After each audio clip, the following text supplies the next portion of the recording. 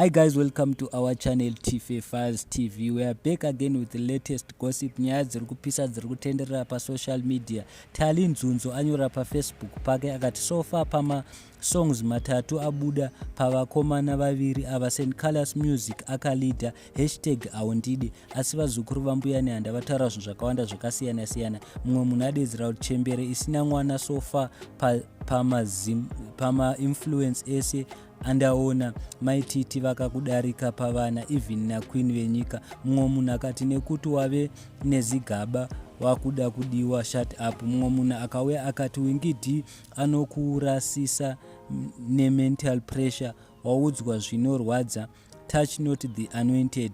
Mumwe munhu akati banditi forever rinonditira. Mumwe munhu akauya akati haisi kids game iyi. Mumwe munhu akati rege dzinorira chete. Mumwe munhu akati semunhu anogara nezemo I don't blame you, ndoblema zemo. Mumwe munhu akati itai zvegaka renyu rakakomba kwete zvekunetsa. Mumwe munhu akauya akati at least he is far much better than maartist ese awakarara nawo including wauri kunyenga St. Calaz. Mumwe munhu akati St. Calaz is the best. Mumwe munhu akati vamwe vanonakirwa nemadora vamwe nemakukamba ndapedza. Mumwe munhu akati mbuya tambai nezvimwe chitupa hachiwachiwi haasi magaka amunotamba kaaya obvious hamudiwe. Mumwe munhu akauya akati ko waitwa sei kupotsa zvakadai nhai ndosaka Nox achikubuka kozi zvaunopotsa mahwani. Mumwe munhu akati maziromo anenge rembwa pedzisai mega guys.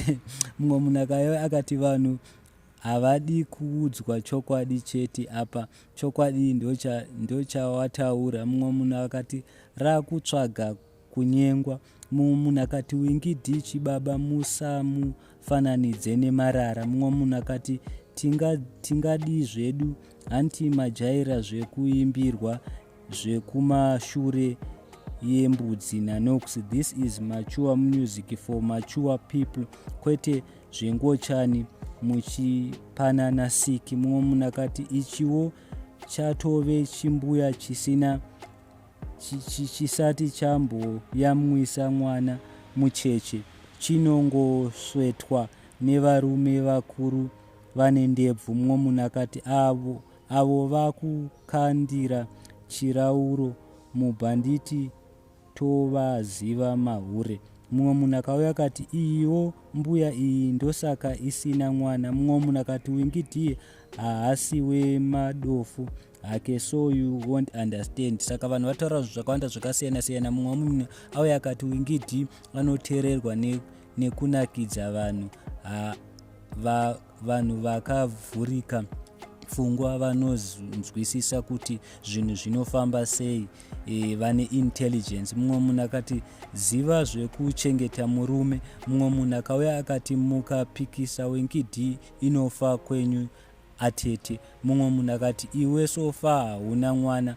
Mumwe munhu azouya akati veduwe musadaro mwana chipo chinobva kuna Mwari musiye munzwirei. Mumwe munhu azouya akati unoundurwa nemafans awingidi. So guys, thank you so much. Don't forget to subscribe to our channel. I'm out. I don't know kuti munoti kudi nenyaya dziri kutaurwa. Wingidi hapana zvataura asi mafans ake hai anonzi ma-true fans because ari kumudefenda zvisingaite nyange zvakamira sei.